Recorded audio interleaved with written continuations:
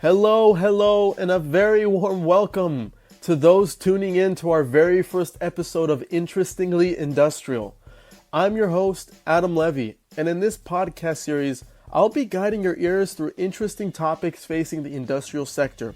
Now, I'm talking about new trends, innovations, groundbreaking technologies encompassing the intersections of IoT, blockchain, Industry 4.0, and finance, to name a few, so that you listeners are well equipped and informed of what's happening in the industry that you live and breathe.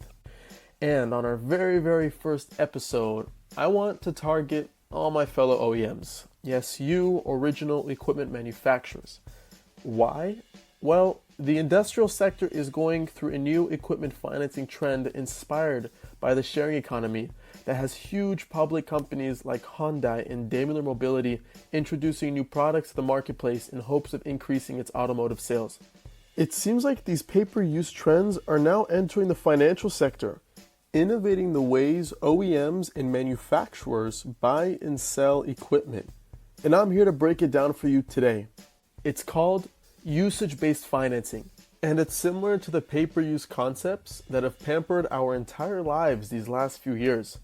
But this time, it's being applied to the way we buy and sell new equipment. So what is it? What is usage-based financing? For starters, it's a flexible financing agreement that calculates periodic repayment rates by measuring an equipment's runtime and the number of units it produced. So instead of undergoing the traditional financing agreement where you pay fixed, rigid payments every single month, regardless of your equipment usage, usage-based financing determines your payment based off your equipment's usage rate. So in other words, you basically pay off your financing per every unit of inventory your equipment produces. And now, this might sound familiar to you as another pay-per-use model, right? We've seen pay-per-use models in the automotive industry. We've seen them with, for example, with rental companies. We've seen pay-per-use models with micromobility, with scooters. We've seen them in hospitality with Airbnb. It's endless. We see them everywhere, right? So it's no wonder that it's now starting to transition into the industrial sector because these customers, they've been pampered with pay-per-use models. They prefer it. It runs their everyday life. So we're seeing it transition into more industries every year as more people demand flexible financing solutions. Now, your biggest takeaway of usage-based financing should be that you pay off your financing every time your customer produces. So if a customer is expected to produce more for a given time period, then they'll pay off their financing quicker.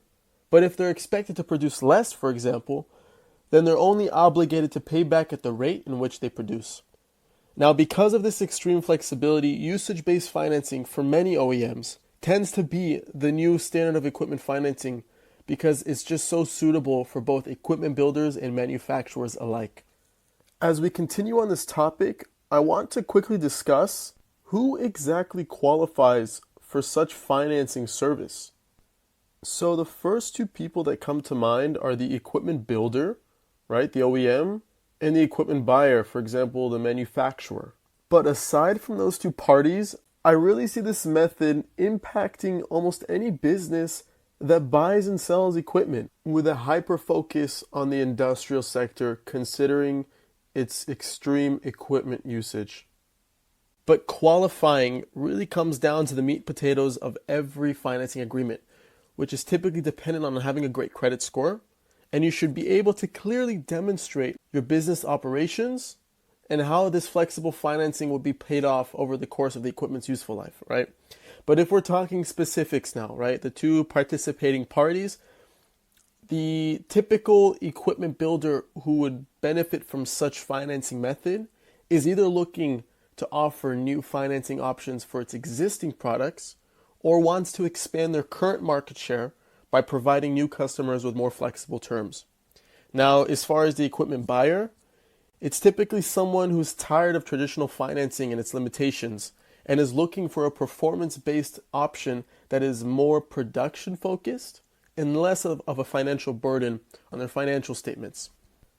I want to paint you a more vivid image of the typical profile of such equipment buyer, okay? It's typically a person or a business for that matter that doesn't have the capital means for putting up a large financial investment to either finance machinery or purchase it outright.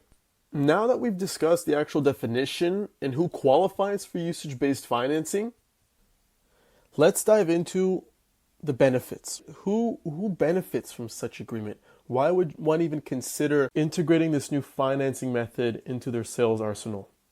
So let's start with the OEMs. Depending on the agreement terms, equipment builders prefer usage-based financing for the following reasons. And this is by far the most important reason for OEMs, is that it helps them sell more machinery. You see, those OEMs who have already adopted such usage-based financing models have done so because it suits their customers' needs, right? It's a modern financing model that adjusts to their existing demands and reduces their investment hurdles to purchase their machinery. And as a result, they've positioned their company to increase revenues and establish better relationships with their customers. The second reason why OEMs would consider offering usage-based financing is because it gives them the opportunity to revamp their business model. And by doing so, they're able to keep up in an ever-changing market, to stay relevant, and to keep up with their customers' demands. As far as the third reason, OEMs can capture new market segments by offering usage-based financing. For example, by offering such attractive forms of financing, you actually expand your business's reach. Pay-per-use installments increase your probability of selling more equipment to those buyers who couldn't originally afford your machinery in the beginning. And the last benefit for OEMs, and I mention this one because it's also one of my favorites, you now have the opportunity to upsell customers even more in the long run. And I'll dive a little bit more into this later when I talk about the buyer's benefit.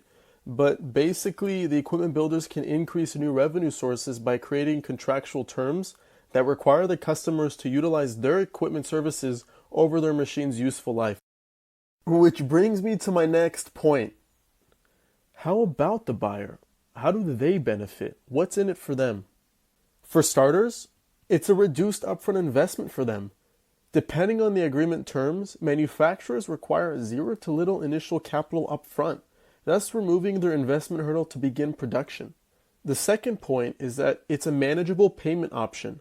Usage-based payments are not designed with rigid payment structures like traditional financing agreements. Instead, they're designed to optimize cash flow.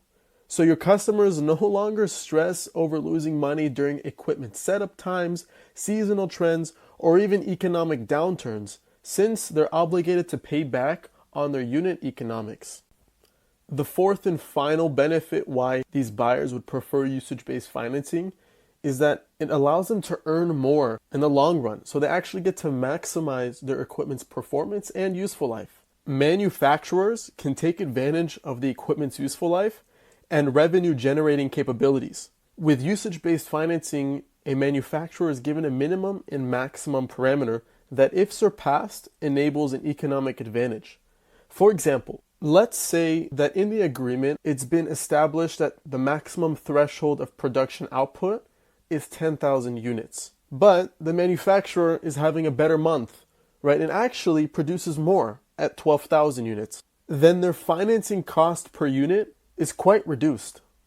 So at the end of the day, usage-based financing is a method that benefits both the buyer and the seller. It's a win-win situation. You see, the OEM gets to sell more machines, removes their customers' buying barriers, and they're able to upsell their customers in the long run with great service agreements.